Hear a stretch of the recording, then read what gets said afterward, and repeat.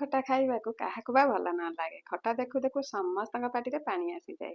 ଶ୍ରାବଣ ଓ ଭାଦ୍ରବ ମାସରେ ବିନା ପିଆଜ ରସୁଣରେ କଷି ଓଉରେ ବେସର ଦେଇକି ବନେଇବା ଓଉ ଖଟା।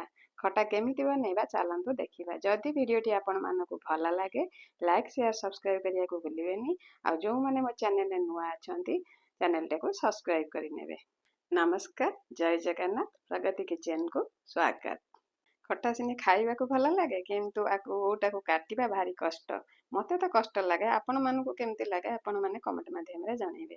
ଦେଖନ୍ତୁ ଓଉକୁ ମୁଁ ଫେରା ଫେରା କରି କାଟିଦେଲି। ତାପରେ ତାର ଚୋପା ଛଡ଼େଇଦେଲି। ଚୋପା ଛଡ଼େଇ ସାରି ତାକୁ ଛୋଟ ଛୋଟ ପିସ୍ କଲି।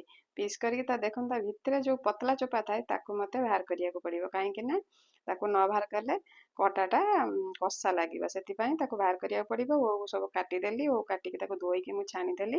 ସେପଟେ ଓଉ ଖଟା ପାଇଁ ମୁଁ ମସଲା ନେଲି କଳା ସୋରିଷ, ଲଙ୍କା, ଜିରା ଆଉ ଧଳା ସୋରିଷ ଆଉ ଟିକେ ପାଣି ଦେଇ ଆକୁ ମୁଁ ଗ୍ରାଇଣ୍ଡିଙ୍ଗ କରିଦେଲି। ଦେଖନ୍ତୁ ଭଲ ଭାବେ ଗ୍ରାଇଣ୍ଡିଙ୍ଗ ହେଇଗଲା। ତାପରେ ମୁଁ ଆକୁ ରଖିଦେଇ ସେପଟେ ମୁଁ ପ୍ୟାନ୍ ବସେଇଲି। ପ୍ୟାନ୍ ଯେତେବେଳେ ଗରମ ହେଇଗଲା ମୁଁ ଟିକେ ତେଲ ନେଇଗଲି। ତେଲ ଯେତେବେଳେ ଗରମ ହେଲା ଲଙ୍କା ଦିଟା ପକେଇଦେଲି। ଲଙ୍କା ଯେତେବେଳେ ଭାଜି ହେଇ ଆସିଲା 1 ଟେବୁଲ ସ୍ପୁନ୍ ଫୁଟଣ ଦେଲି। 1/2 ଟେବୁଲ ସ୍ପୁନ୍ ଜିରା ଦେଇଦେଲି। ଯେତେବେଳେ ଜିରା ଫୁଟଣ ଭଲ ଭାବେ ଫୁଟିଗଲା ଭୂଷଙ୍ଗ ପତ୍ର ଦେଇଦେଲି। ଆଉ ଖଟାର ଭୂଷଙ୍ଗ ପତ୍ରଟା ପକେଇଲେ ଖଟାର ଟେଷ୍ଟଟା ଆହୁରି ଭଲ ଲାଗେ। ଆଉ ଭୂଷଙ୍ଗ ପତ୍ର ଦେଇ ତାକୁ ଭଲ ଭାବେ ଭାଜିଦେଲି। ତାପରେ ଓଉକୁ ମୁଁ ଧୋଇକି ରଖିଥିଲି ଓଉ ପକେଇଦେଲି।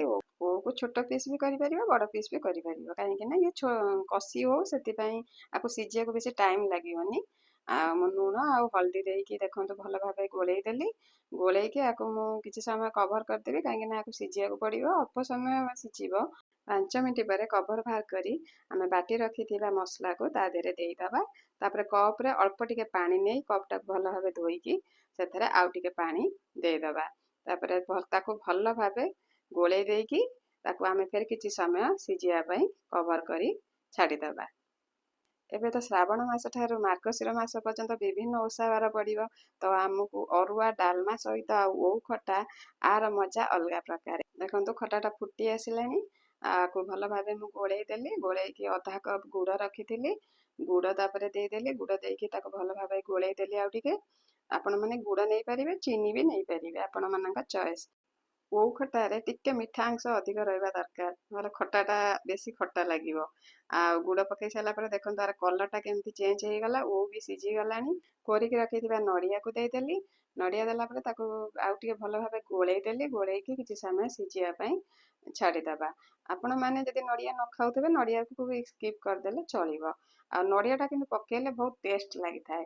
ତାପରେ ମୁଁ ଆକୁ ଫୁଟି ଆସିଲାଣି ଦେଖନ୍ତୁ। ଆଉ କିଛି ସମୟ ତାକୁ ସିଝିବା ପାଇଁ ଟିକେ କଭର କରିବାକୁ ପଡ଼ିବ। ଆପଣମାନେ ଫ୍ରିଜରେ ଆରାମସେ 4-5 ଦିନ ପାଇଁ ଷ୍ଟୋର କରି ରଖିପାରିବେ। ଆଉ ଖଟା ଦେଖନ୍ତୁ ମୋର ଏବେ ପୁରା ରେଡ଼ି ହେଇଗଲାଣି। ଖଟାର ଯେତିକି ଝୋଳ ରହିବା କଥା ପୁରା ପରଫେକ୍ଟ ଅଛି। ତାପରେ ଲଙ୍କା ଜିରା ଗୁଣ୍ଡ ଦେଇଦେଲି। ଖଟାର କଲର୍ ପୁରା ଚେଞ୍ଜ ହେଇଗଲାଣି। ଆଉ ଅଳ୍ପ ଏଥିରେ ଝୋଳ ରଖିଲେ ଭଲ ଲାଗିବ, ବେଶୀ ଝୋଳ ରଖିଲେ ପାଣିଚିଆ ଲାଗିବ। ଓଉ ଖଟା ତ ସମସ୍ତେ ବନାନ୍ତି କିନ୍ତୁ ବନେଇବାର ପ୍ରୋସେସଟା ଟିକେ ଅଲଗା ପ୍ରକାର ଥାଏ। ଦେଖନ୍ତୁ ଖଟାଟା ଏତେ ସୁନ୍ଦର ଦିଶୁଛି, ଦେଖୁ ଦେଖୁ ସମସ୍ତଙ୍କର ଇଚ୍ଛା ହେବ ଖଟା ଖାଇବା ପାଇଁ।